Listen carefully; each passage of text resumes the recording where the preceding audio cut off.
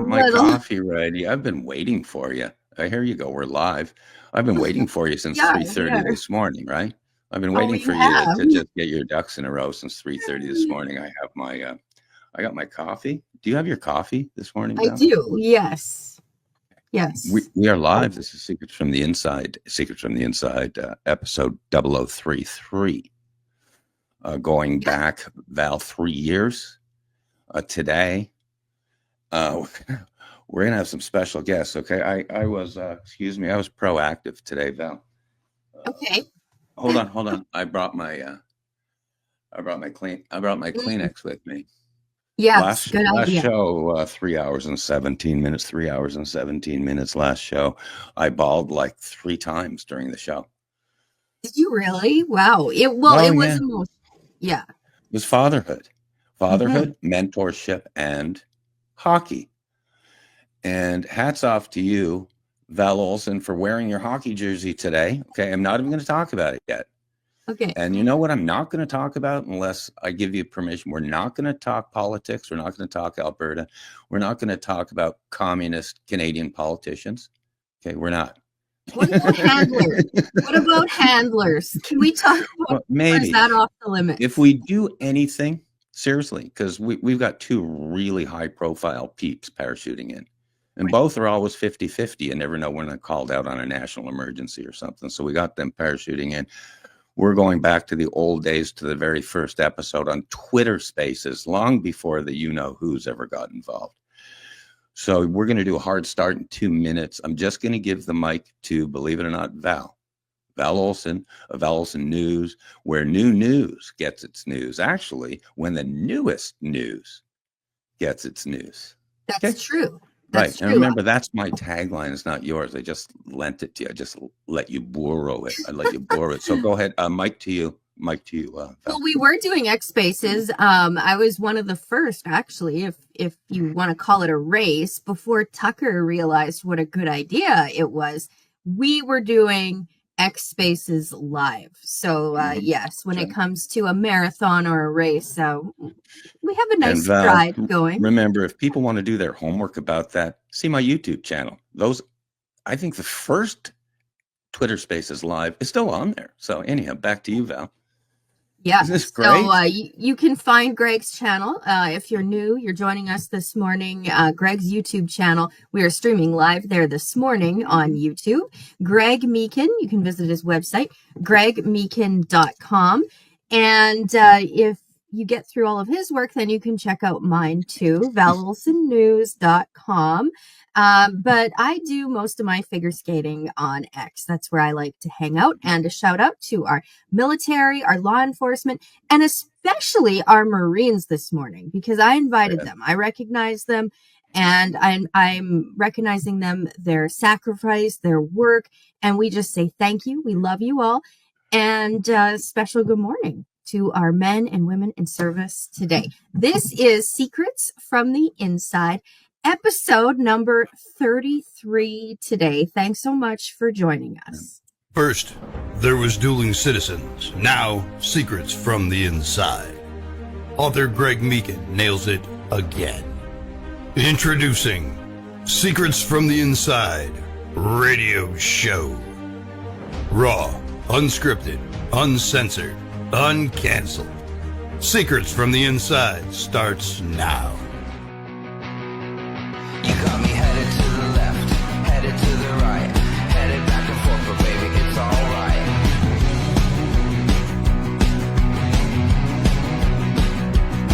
You got me going to the east, going to the west, going up and down, 'cause baby, you know best.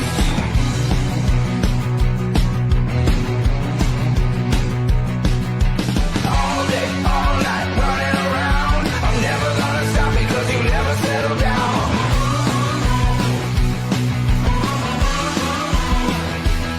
You got me shooting into space, flying at the sun. I'm never coming back 'cause baby, you're the one. Good morning, everyone. Thanks so much. Episode number 33. Greg, what do you have on the lineup today? Tell us what's happening. Wow, that was a quick turn of the mic. In the car business, that's called a hello TO. Hi, Val. I'd like to introduce you to a salesperson that has some talent. Okay, that's a turnover. So thank you very much for that quick one. This is, I'm going to go, we're going to really seriously, Val, whether people know it or not, we're going to produce this show right in front of everybody. But what I really want to see if we can keep it to an hour today. Okay. Our record is 3 hours and 17 minutes because it's long form radio and I can hold it over as long as I want. I call it overtime. Hour 2 would be sudden life overtime. Okay. So I can do whatever I want because it's my show, of course. It's not a democracy, it's a dictatorship. And Greg Meakin is the dictator. Well, hold on. Hold on. It is Easter, special edition. And those doors behind me hold behind those doors a husband and 3 kids. So if we may have some interruption this morning, I just want to give that. Closet. You're in the closet again today, Val? No, I'm in the office this morning. I'm in the business chair. Yes. Not talking politics, but years ago, whatever, 7, 8 years ago, I published "Thank You, Donald Trump, for letting me out of the closet." Remember that one? That was a long time ago. Anyhow, we're not going to talk politics. That was a good one. This is all about Easter and what Easter means to you and what Easter means to our guests coming on. Everybody in the world seems to have a story about their fathers because there's 8 billion people on the planet who have fathers. And everybody seems to have a story about Easter. So that's number one. Secondly, honestly, this is not political. This is Sunday. This is Easter morning. I've got memories going back as to you, Val, as to everybody out there. So today is Easter, and today is bring a story that's kind of really cool or something's never heard before. That's the theme. Okay. You got it? Did you write that down, Val? That's our theme today. Yeah, no, I think I have it. I'm just going to log us onto Facebook and give a shout out to all of our listeners this morning. So you just take a minute as I just get things loaded on the back end because we are producing this show live. So we're just take the microphone for a minute. We're winging it. First shout out of the day was long before dawn, which was Maria Tapia in Arizona City, Arizona, at her local car wash. Nice history there, Maria. Okay, God loves you. Okay, you keep up the hard work. Okay, Maria. There's the start of the day. I really want to. I'm going to talk a little bit here about. I really want to try to keep it to an hour, but that's going to be tough. I want to talk about Easter. I want to talk about what Easter means to me. Right? That's a good way to start. All about Greg. Right? By the way, Val. If anyone parachutes into backstage, into the studio, just kind of let me know. Feel free to interrupt me today for a change, right? You never interrupt me, Val. Ever. We're around your kitchen table once again for 3 years. We're waiting for the doorbell to ring. It's you and me. It always seems just you and me for some reason, doesn't it, Val? Phone calls. Okay. Phone calls change the world. Everything good starts with a cell call, with a phone call. Everything good. But I want to tell you what Easter means to me because I when I do long form radio, I say, okay, it's going to be an hour. We're not going to be interrupted. There's going to be no commercials. It's just going to be cool conversations with cool people. It'll be new where new news gets its news. I guarantee you, you'll learn something. You'll get smarter, and you probably will start your day better when you listen to our radio, Val Olson. So what Easter means to me is this, and I thought about this morning as usual at 3:34 in the morning. And what Easter means to me is the first pastor I ever had. His name was Gary Ball in Venice, Florida, Church of the Nazarene. And it changed my life because this was 1990, Val. I think you know this story. This was 1990. Everything in my life was 35 years ago. 35 years ago. Wait till you get older. Everything's by decades. Oh, yeah, it was 10 years ago, 20 years ago. 30. Anywho, my first anywho of the day. What Easter means to me was in Venice, Florida. It was the first time that I was saved. And it was 1990. And I didn't know what that meant because I was not raised Pentecostal like my wife from Topeka, Kansas, Pentecostal, like Pastor Andy Combs in Casa Grande, Arizona, like Mike Phillip in Edmonton, Alberta, like Pastor Nathaniel Rios in Oxford, Mississippi. Who the heck lives in Oxford, Mississippi? First digress of the day, Gary Ball, 1990. I was in a very bad way again, in a very bad way, very stressed, extreme financial difficulty, because once again, the challenges of an entrepreneur, I was losing my butt again. Anyhow, I walked, it wasn't an altar call, Church of the Nazarene in Venice, Florida, changed my life. But it was a night where there are people going to the altar call, and I generally didn't, because I'm just a shy guy, private guy. I don't do testimonials, and I told him that because I just don't want the attention, seriously. But anyhow, I was in a bad way. And bad way, like, seriously, and I think tears in the eyes, there's no way out. There's no way out. No way out. And here I am, 31. With twin babies at home. I mean, we're talking, Val. Yeah. little booties. I bring these every Yeah. show as my prop to remind me that what I'm in life for, which is a father of my son's father, my twins' fatherhood, mentorship, and hockey. So Gary Ball, he saw something in me. He was just standing at the front of the church. He did great messages. He was about my age. He was in his 30s. But he saw I was hurting. And not just hurting, I mean hurting bad. Suicide hurting. Okay? Anyway, that kind of thing. Anyhow, he walked straight over to me. And he looked at me. He said, "Hey, Greg, tough day, right?" Tough day. Anyhow, but he saw I was even hurting. So what he did, he walked up to me and he hugged me. And he didn't just hug me, dude. I mean, he bear hugged me. I mean, as close as I've ever felt. And he was a jock like me. He was a stronger guy than I knew. But I mean, bear hug and like patting your back, bringing you back to life, reborn, resurrection, reborn. And you know what he said? I'll never forget it. Obviously, I won't forget it if I'm repeating it today. I love my own show because I can say what I want. And he hugged me. And I remember to this moment, like I'm getting hugged right now. And he said, Greg, I promise you it's going to get better. And he said it about 3 times. And he said, no, I promise you it's going to get better. And I'm saying, no way, man, no way. Here we go. Kleenex already, right? Now he said, I promise you. And you know what? For some reason, everything felt better. Just like that. And I know people have had that. I had a number of those kind of little experiences, and I do to this day. But he knew that I needed a promise. He had even asked me, would you do your testimonial someday? And I said, no. I'm terrible stage fright to this day.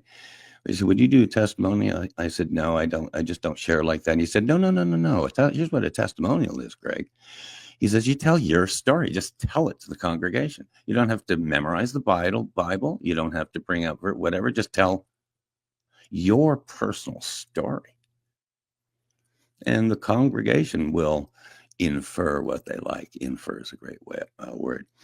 That's my message of the day and what Easter means to me. I don't know if this was an Easter day in Venice, Florida, but it could have been. Because I got the promise is it's already done. It's already done. Salvation's already there. You believe in Jesus. You believe in the resurrection. It's there. It's done. Faith and hope. Hope is the redheaded stepchild of faith.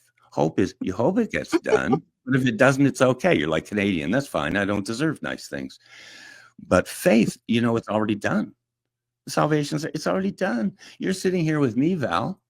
You're sitting here with me, 6:10 on Easter morning. What a glorious day. What a great day to be alive. Thank you for the monologue time. This is one of those where I don't care who's in the studio.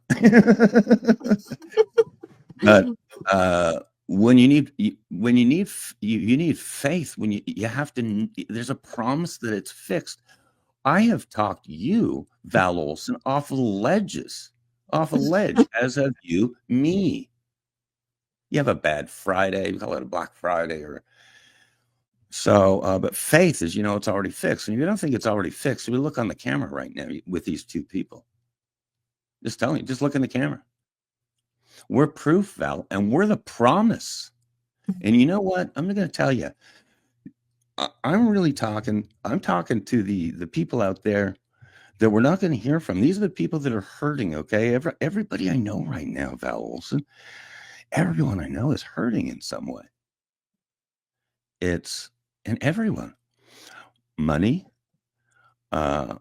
family, health, missing children, all kinds of challenges. They're hurting. Even people that seem to have their ducks in a row are hurting. And my message to every one of you out there, we got your back. I promise you it's going to get better. I promise you. And I'm going to turn the mic just out of default back to my pal Val.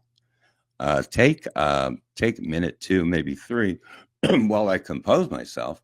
But welcome to Secrets from the Inside, episode 0033, originating down here in Arizona. Me in Arizona City, Val Olson, and last I heard was somewhere in Florence or something. But a microphone back to Val. Do a nice little monologue. Say hi to everybody, and everybody out there. Dude, there's a lot. There's a lot of hurting people. It's gonna get better. You know what? I promise. Back to you, Val. I love that. Thank you for sharing that. So good morning, everyone. It is the Easter edition, and I'm thrilled Captain James is parachuting in. So I'm going to just get him in here, get him settled. There he is. And I want to just give him the microphone because you guys are on fire this morning. So good morning, Captain James. They'll let anybody on the show. Look at you. Did you get a haircut? Did you get a haircut? I got a haircut, but it's been a couple of weeks. I've done some lifestyle changes, so I'm starting to get myself back in physical shape, and when I got a little sunshine and great vitamin D, and feeling pretty good. Last couple of weeks, it's a struggle when you make that transition, but as you get older, you have to make some good, healthy lifestyle decisions. And I've been really following that MAHA movement, Make America Healthy Again, and it starts with you, me, everybody. We're blessed to be here. So happy Easter. Jesus Christ has risen. That's the reason why we celebrate this weekend. We celebrate it in many ways. And, many special things have occurred in my life that I never really considered a blessing. But the fact that you can wake up in the morning is a true blessing. And the only thing I don't have is I don't have my Alberta 51 jersey. And I asked my wife, she says it's up on the top shelf. And I said, I'm already running late. I said, let me jump in here. And so she may bring it down later. Dude, it's on the top shelf, so you can't reach it, right? You know the joke about, I'm not a gun guy, right? But the joke is if I ever buy a gun for the household, if you have a short wife, make sure you put the gun on the top shelf, the very top shelf. She's still gonna go after you, but you'll get a heads up when you hear that chair rattling across the floor, dragging across the floor. That's right. Back to you, Captain. No, either way, you come as you are. Which is what you are right now. We'll do the jersey next time. That's an IOU, okay, a quid pro quo. Go ahead, Captain. What's your message? What's your Easter message for the people out there? You talked about, I was listening, to the monologue, the entry. And you're right. There are a lot of people that are hurting out there. Yeah. There's definitely a genuine suffering when it comes to people being able to civilly communicate anymore. I mean, it just doesn't hardly exist. And I've noticed that each cycle it changes, And I was out yesterday and I cut grass yesterday, and I was thinking as I was going around with this push mower, I was like, when was the last time that we had a president in office that we didn't have so much turmoil? And it was H.W. Bush. Now we had some turmoil. Every presidency's had some turmoil all the way back to, to FDR and beyond. I mean, they assassinated Abraham Lincoln.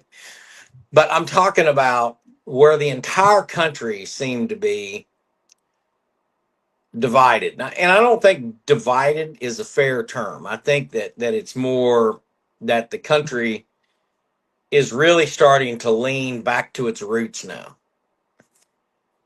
So when you see the people that are really, out there saying these really horrific things, I mean, talking about killing people because of a difference of opinion. And I bet a lot of those people are sitting in church, or they were in sunrise service, or something, or maybe not. Maybe that's part of their problem.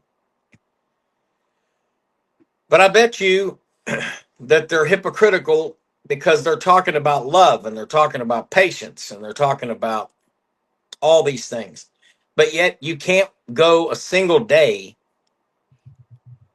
without defaming our president, wishing our president whatever, all sorts of ill on him and even his family that have nothing to do with it, his children, his grandchildren. Unbelievable things that I have heard and seen out of a group of people that supposedly advocate for peace. All right. On this Easter Sunday, I can tell you my memories about Easter go back to 2004, and we'll get into that. Because April 11th of 2004 was Easter Sunday, the attack on Baghdad International Airport. And you want to talk about the feeling of hopelessness. I had, went through my second divorce. I'm writing a book about this, and as painful as it is, you have to look at yourself and you have to say, this is my self-evaluation. So I did a self-evaluation, and I do this on me. What can I do better? How can I be a better person? And that self-evaluation told me, said, well, you need to, eat healthier, exercise more often. You need to get out and get some sunshine. But most importantly, you have to make room in your heart for peace. You have to make room in your heart for forgiveness. And a lot of people carry a lot of hatred in their heart. I talked to a gentleman about this just a few days ago. I said, you forgive for you. You don't just forgive for the other person, because it's your peace that is all out of whack. It's like these people that are waking up and they're going to protest Tesla dealerships. They're going to make a post on Easter Sunday, the most holy of days for Christians. They're going to make some sort of a defamatory post laced with horrific language. They're going to wake up every day. I mean, I've seen some of these really crazy things. And you know what? The right was guilty of that as well after the last election, because I saw some of their actions as well. So it's like, I'm not just coming in here throwing stones at one side. Greg, you've got your referee jersey on, and it's like, that's what we need. And the greatest referee that we've got, an advocate that you've got, that gave it all up on the cross, right, that lived, died, took all the sin of the world on his shoulders, okay? And then on the cross as he's dying, he says, Father, forgive them, for they know not what they do. Buried and rose again and walked among the people, saw by thousands of people. And it's amazing to me how some people will say, well, how do you know that's true? Well, all you got to do is today the people, if they see it on Facebook, it's the gospel to them. They think that's the gospel. But Over 5,000 people saw Jesus Christ after his resurrection. 500 plus on the first 2 days. Okay. Thomas, who said, I don't believe that it's him. He says, take your hand and put it in the wound in my side where the Roman centurion thrust the spear in the side of Jesus, and the hole was there. All of these things were seen, touched, felt. But in this day and age, it's, well, I didn't personally see it. You see, you talked about hope and faith. You know, you have hope. You hope that it's true, but faith, you're right. See, hope is the start. I got even on my coffee cup today. Hope, hope, hope. You got to have hope, because hope will allow you to seek and work on your faith. You see, because when Thomas had hoped, because if he didn't hope, he wouldn't have been in the room, and he wouldn't have stuck his hand, even have moved his hand in the direction of Jesus. But when that hand touched that wound in the side of Jesus Christ, that hope went to pure faith. But it took a level of faith for him to make it that far in the first place. But that faith was solidified so much that all of the apostles, minus one, went about and around to all that they could travel to spread the gospel, and were murdered or martyred, except for one, which was John, who ironically was the youngest and who was also the only one at the foot of the cross with Jesus' mother, Mary, and the other Mary, Mary Magdalene. So, understanding that even as a young boy, and understanding that even up to that point in 2004, my faith was always there, but my hope was gone. I had no hope of getting out of that place alive. In Iraq, I was listening to the screams of a convoy that I could see just outside the gate of Biop, and the smoke was rising. And I watched an Apache helicopter go out and get shot down. My Easter Sunday is always going to be marked with that. But let me tell you, regardless of what occurred, all of the things that happened, you've read some of it, you know it, it's everywhere.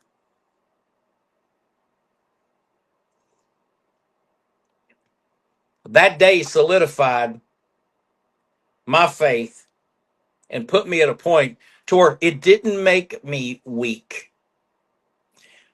A lot of people say, well, I really don't want to go to church because it makes me look weak. It makes me look like, I'm not manly or whatever. Well, you're wrong. Because if you read the rest of the story about that day, you'll see that there were incredible things done. I had to perform things. My soldiers performed things that seemed so horrific. But you had a group of people who absolutely wanted to kill not just American soldiers, but to kill Americans on the most holy day of our year. People say it's Christmas, the birth of Jesus Christ. I'm telling you, that's a beautiful day, but it's the death, burial, and the resurrection day that truly is the day that Christians look at as this is the day. We had hope when Christ was born, but he was in his 30s before his ministry started. And then he was killed. And then he was buried in a tomb. And then he rose again. The resurrection, the message, supported by all of the miracles, but ultimately further supported and solidified and took the hope from hope to faith, occurred on Easter on the day of resurrection, the day that we're celebrating today, and you have a group of radical, hate-filled people that wanted to not just kill Americans, but they wanted to destroy families. So in my heart, deep in my heart, I knew that. I knew that because I had a grandmother that prayed for me. I had family that taught me about how important that day was. So for me, watching two Apache pilots perish on Easter Sunday, I'm reminded of everybody that died on April 11th, 2004, died on Easter Sunday. And it has profoundly affected their families for generations to come. You see, my uncle was killed in Korea in 1953. I never knew him. I wasn't even born. But as a young boy growing up, that was always brought up. In June, on the day that he was killed, up into the early 80s, they talked about it. I'm talking about it right now. And if you go look up Charles McCormick, you'll see he was killed. He was in the 5th Regimental Combat Team, and he was killed weeks before the ceasefire that would have ended the Korean War. But imagine had he been killed on Easter Sunday, because it changes, the dates change. People say, well, it's not always December 25th. It could be April 11th, it could be like today. But it's still that day that's designated. And so everybody that was behind me and around me, if they died that day, their children, if they had children, their mothers, their fathers, their families, their siblings, may have lost their faith. So it was much more important than just protecting a perimeter or fighting through 4 ambushes following that day. That day was nonstop action. And miracles occurred all around me. And I'm telling you, I went through a divorce, my second divorce. I didn't think much. I didn't pray as much as I should. I went through an ambush that Thursday before going into that camp. Nearly got killed that day. And I started to pray. And I started to pray. It didn't change my actions. And in some cases, I always had, a problem with tempers and things like that. But after Easter Sunday, when the last convoy was in, and it was getting dark, and we came into the green zone, and me and my soldiers parked underneath the cross sabers that Saddam Hussein and his troops used to march under. And as I looked up as the sky fell, I really felt the most emotions I have felt in my entire life. And I truly believe that it was that night, when I made the ultimate decision to serve our Lord and Savior Jesus Christ, but more importantly, to sincerely pray and have a conversation. And in that conversation, you hear the voice in your head. It says, after everything that occurred today, bullets went through the creases of your trousers and never touched you.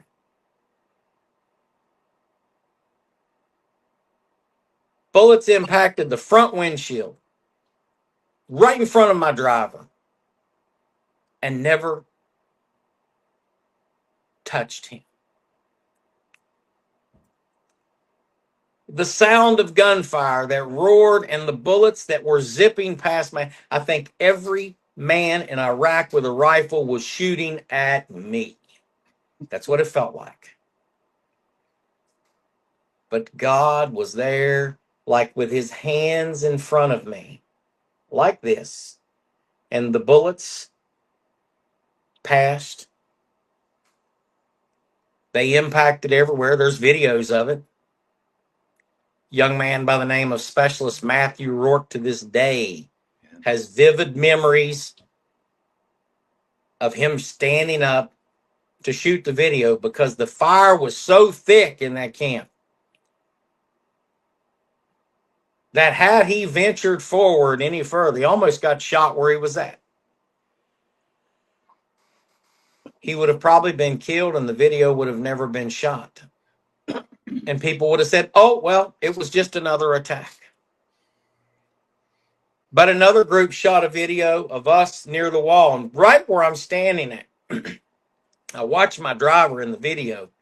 When a bullet hit the wall and a piece of that bullet, we're thinking it's a piece, possibly the whole bullet, went through his cheek, one side, out the other side.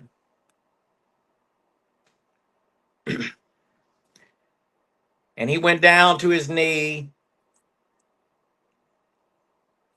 shook his head, and he got back up and kept fighting. God was with us and empowered us that day. But as I'm having this conversation, this prayer with God, and I don't share this, so this is part of my secret today, okay? But it will be in the book. As I'm having this conversation with God, the first real, maybe not the very first, but it was one of the first that I can really be impacted by, to the point to where it's so emotional because so much happened. I could hear it just as plain as day. After all that you have saw today, do you still lack faith? And the answer is no. And the answer is no. After that day, my hope that bordered on faith turned to faith. And years later, as my wife and I, as I met the true love of my life, I believe that you have one. And God brought all these miracles to me. The miracle of delivery from that day alone. The miracle that every soldier, while most of them were wounded, many of them were injured, they all survived. We got 56 trucks, broke down in 14 truck groups full of critical ammunition, medical supplies, parts, everything that you can imagine that was needed for the 1st Cavalry Division to continue their mission. We took it from that staging area into the green zone where it was distributed and got out to the troops on the field. And you saw the change after being able to deliver 56. You take 56 tractor trailer loads of anything and park it in an area, and you watch things change. Food, medicine, all of these things. And you think my part is so small. What really does a guy protecting convoys or these truck drivers that are out here, what really are they doing? Are they really part of the fight? And the answer is absolutely. And God gives us all missions and tests ourselves to the core. We test ourselves to the core. And it is a test in life and faith and trust above all things.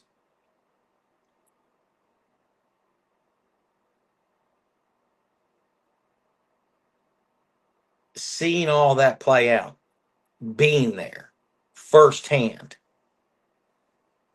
And now as I write about it, and I don't just write from James McCormick's perspective. I call and I spend hours talking to these soldiers. And many of them, their memory is very sharp. But all of them will tell you the same things, that They were looking for someone or something to just lead them. Is it me? I say it's bigger than that. I say that it was our Lord and Savior Jesus Christ. Here is the day that you show the true meaning of faith and you go on and do the missions that you need to do. Because if you don't, there's people dying in a hospital right now that if they don't get those supplies, they're going to die. There's soldiers out on the front lines that are battling, trying to stop all of this chaos. They're running out of ammunition. If they don't get their ammo, they're going to die. And you watched how vicious that the enemy was, that they shot down one of the most high. I want you to think about that. There's nothing more wicked than an Apache helicopter. It is one of the greatest, at that point, aviation assets that the Army had at its disposal besides the A-10 Thunderbolt that the Air Force managed. But the Apache helicopter was virtually indestructible. And yet a kid with a rocket, who they said was probably not more than 16 years old, shot that helicopter down and killed those two pilots. But yet, we stand out, no shields, no armor, bullets fly past your head. One of the truck drivers is standing up videotaping it. You can hear the bullets whizzing by his head. You're telling me that God didn't have a purpose for us that day? That God wasn't going to show his greatness in the ability to protect and to deliver what needed to be done? You see, being a Christian doesn't mean that you have to let the wicked trample you. Being a Christian and being a believer, most importantly, a lot of people say they're Christians, but are they really filled with Christ? That means that you have the faith to step out and stand in the gap when nobody else wants to go because they are too afraid. So 2 Bible verses have been very important to me. I love the Bible, but I'm going to give you my 2. Joshua 1:9, where God says, have not I commanded you? It's a command to fear not, for the Lord thy God is with you wherever you go.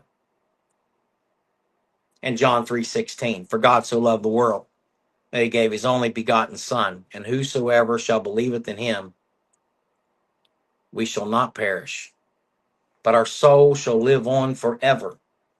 You see, when Christ was on the cross and he had the thieves on both sides of him, the one said, remember me. He said, today you will be in paradise. You see, it was that act of faith by that thief, a sinner like me, like you, like all of us. That faith that said, I know you can save me. You're not going to physically save me. My body is going to perish, but you are going to save my soul. And that faith demonstrated by that thief on the cross, it really happened.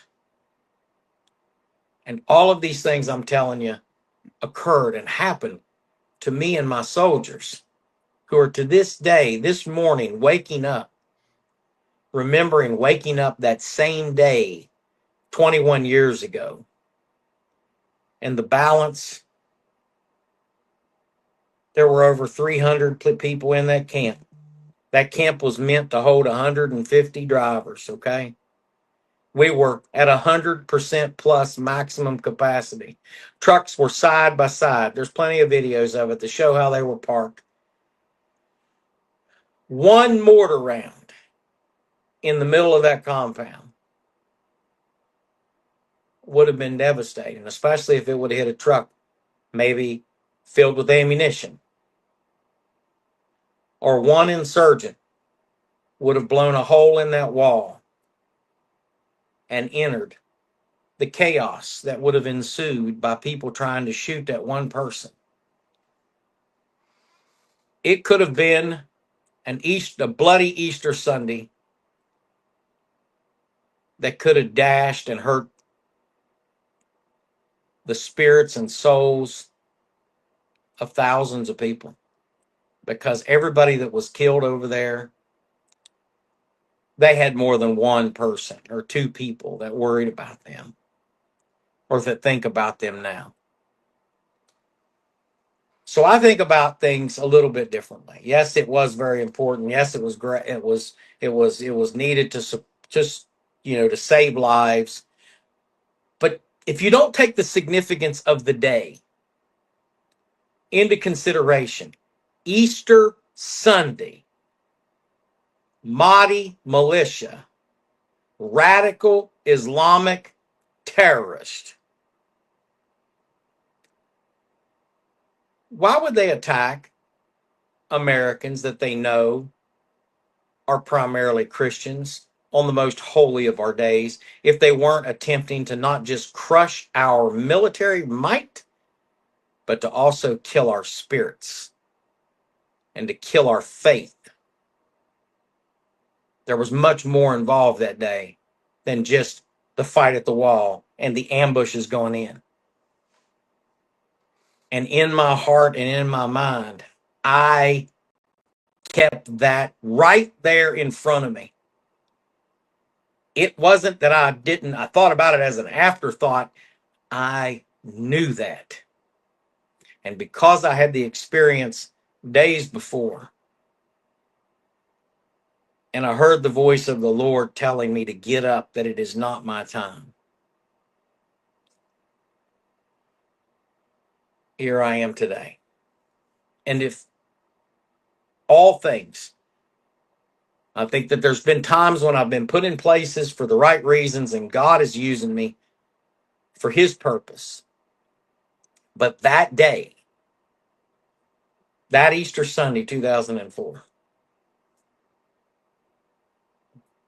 that was the time that God said, "Whom shall I send?" And I said, "Send I. I will go." And all of my soldiers that were with me, they did the same. And I think we see that now more clearly as we get older, as the years pass. And you got to understand that that message that I just gave you, that's not written in any of the analogs of history, is it? It's not, you might hear a brief message of Easter Sunday, but the effort is to kill that message, because there's a lot of people that survived that day and crushed and smite the enemy on the most holiest of Christian days to prevent the loss of faith in hundreds of families, potentially thousands of people. If you would have lost 30, 40, 50 U.S. soldiers on Easter Sunday, or worse, 150, or even more, tell me how that family would be celebrating Easter today. It was on Easter Sunday, regardless of the day, folks, the date. But it was on Easter Sunday that my dad died. And it gives the devil one more foothold to go in and destroy the faith of this nation. And I believe we have people in positions now who are trying to restore that faith. And this one story, if it gets told to the right people, and if people can really understand it, we can save thousands of souls by showing the power of Jesus Christ in the death, burial, and resurrection, and what he did and does even to this day, the miracles that he performs. I will never be able to explain how I survived that day, other than saying, to God goes the glory, and it was his grace. And we have to have the platform to be able to tell that message, to be able to spread the gospel and to tell how the devil attacked on that day, on that Easter Sunday, and a small group of faithful servants and followers of Jesus Christ stepped up with no shields in front of them, but only the shield of Jesus Christ. And they went forward and they pounded and they pounded and they pounded, and then they rest in the evening. Captain, The sun rose the next day, and it was a different light for everyone that lived through it. Thank you for this opportunity. I didn't mean to take up so much of your time. That's an I gave incredible a sermon, didn't I? I gave a little bit of a sermon there. That's called a platform, Captain. 3 years ago, we talked and we said, we need you to chat. Long form, free form. Here you go. And you did. And we're blessed because you were here. Val, I'm going to turn it over to you. Captain, we have a guest parachuting in backstage. Hold it right there. Val Olson, back to you. Okay, I am at the front door and thrilled to welcome this morning Sheriff Mark Lamb. Good morning, Sheriff. How are you? I just need you to unmute. I didn't want to disturb the captain, so good morning. Good. This is one blessed day. He is risen. Jesus Christ is good, and this God is good. So this is a great day. Captain, Sheriff, I know you're on the run today. You're a busy boy. I wanted to specifically just introduce you to Captain James McCormick. You guys have been kind of ships passing in the night. Sheriff, James, Sheriff, Mark, take as long as you want and sign off whenever you want. Well, I only have about a minute because I got to jump onto a Newsmax feed. But great to meet you, Captain. Thank you so much for your service. And I got to listen to a little bit of what you were saying, and it spot on. You know, what a great message. So Val, Greg, thanks for having me on. I told you I would try to jump on this morning, so I appreciate you guys having me on. Val, how's everything going for you? Doing great. Today we're just going around the table and we're sharing just the hope of Easter today. So with little kiddos at home here, I'm doing a juggling act, and I'm just thrilled, being here in America. I'm not American yet, and so to be here and be able to have these round the table discussions freely, I don't take it for granted. So to all of you, today we're celebrating our military, and there's so many that are in service that are not with their families. So we can't say thank you enough, and to our law enforcement serving too, thank you guys. Well, yeah, I agree with that. I concur. I only got one. I told you, you saw the tool. Greg said I had to bring the tool today. So oh, yes. Here's my message here. Jesus Christ. Okay. Yeah. He is risen. All right. And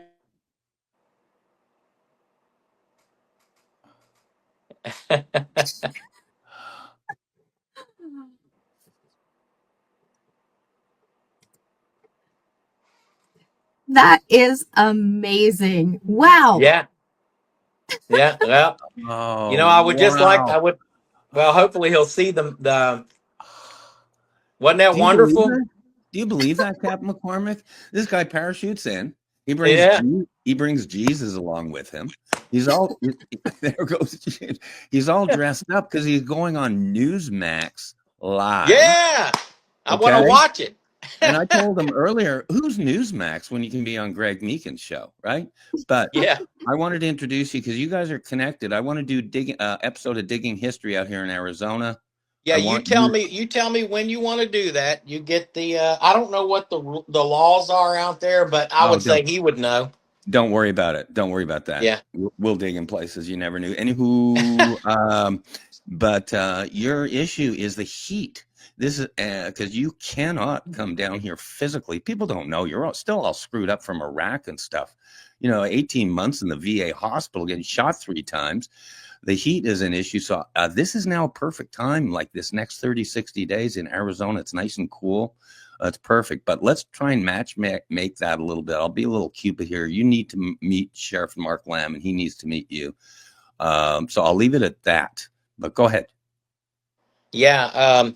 Well, obviously, the veterans really got behind him when he ran for office, and I just want him to know. I know his son has enlisted, and that we'll be praying for his son to give him that strength and that resolve, to get through his training and then to come back, but to utilize what he's doing as a platform to be able to spread that message to others. You know what I mean?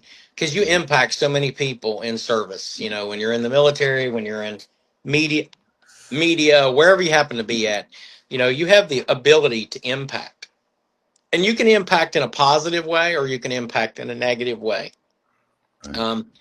And the fact that he came on this show this morning and got to catch some of that message. Yeah. I think it's very important. I think that that just shows the kind of character of that man has. He has a lot of love for both of you. You know what I mean?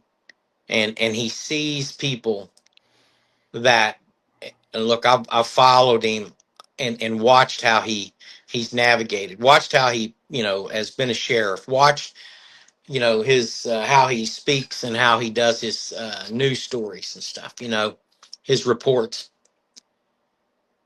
And he has the love of Christ, but more importantly, than just the love of Christ, he has the faith. You see, the faith is the thing that makes you go out and take action.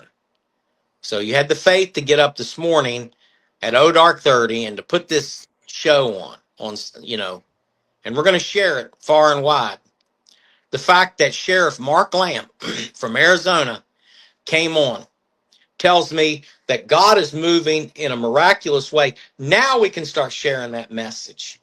We can share that message, that message gets out, that there is faith and there is hope, and that there are people that love this country and love others more than they love themselves.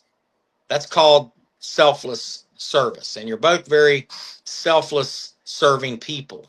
And, Val came all the way out to Washington, D.C. I wish we could have got together that day, Val. But I'm telling you, I watched your videos again, of what was going on to go into that theater that day, and just how crazy that everything was. You see, everything has been to try to stop President Trump from going forward, just like trying to kill the message of the Easter Sunday attack on a U.S. base camp. Kill the message, and kill the messenger.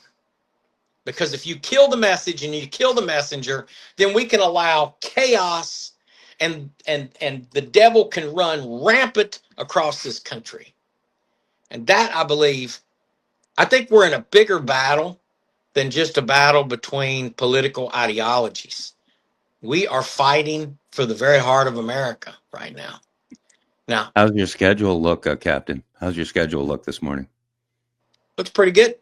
I mean, I'm on here. I've been on here almost an hour so far. Oh my gosh, your monologues. I told Val Olson this 3 years ago. I said, Captain James McCormick is the master of the monologue.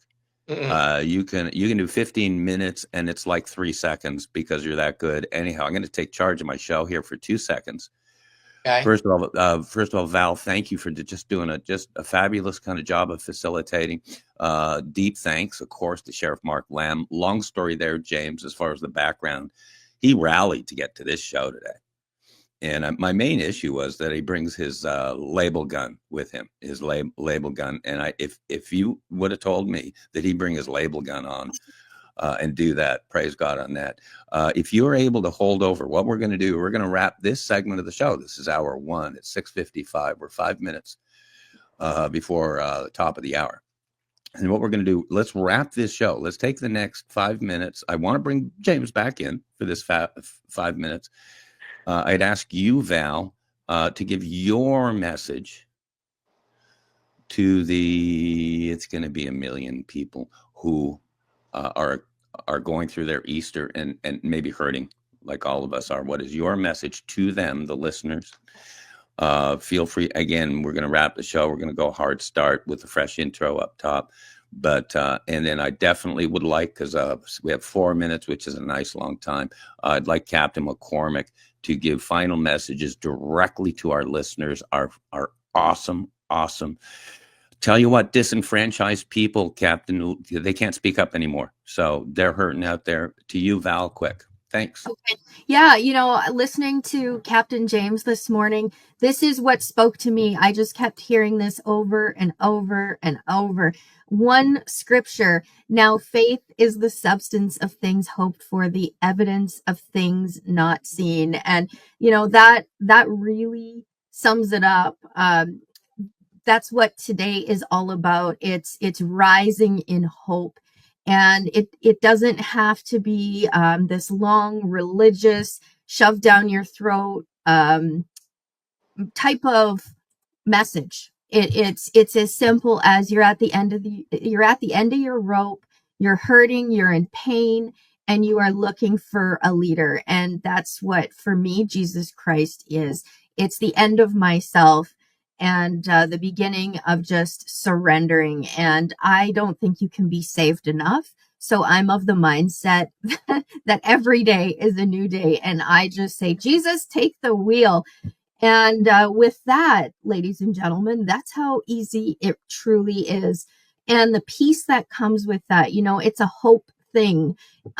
It's not this overcomplicated thing. It's the recognizing you really don't have a lot of control in this world. And when you finally grab onto that reality, that all you have is the next choice in front of you, and you choose hope, because that's what Jesus Christ is. It is the choice of hope instead of giving up.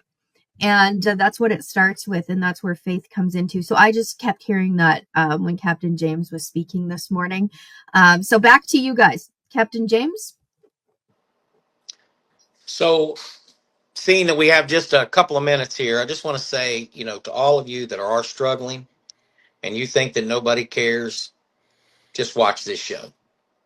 I mean, the fact that Sheriff Mark Lamb came onto this show, and if you haven't really studied who Sheriff Mark Lamb is, understand that here is a man of great faith that he doesn't think that he's too good, or that he's too cocky or arrogant. He's not any of those things. He's a mountain of a man. He's a huge man. If I watch the old Gunsmoke episodes, and I would say that he's as close to Matt Dillon as you can get. You know what I mean? But like Matt Dillon he was straight and narrow. The law's the law. We have to follow the law. We have to do the right thing. And there is a level of faith and beauty in that message where he put out that label gun. What else can you say? I can say this. Okay. Listen,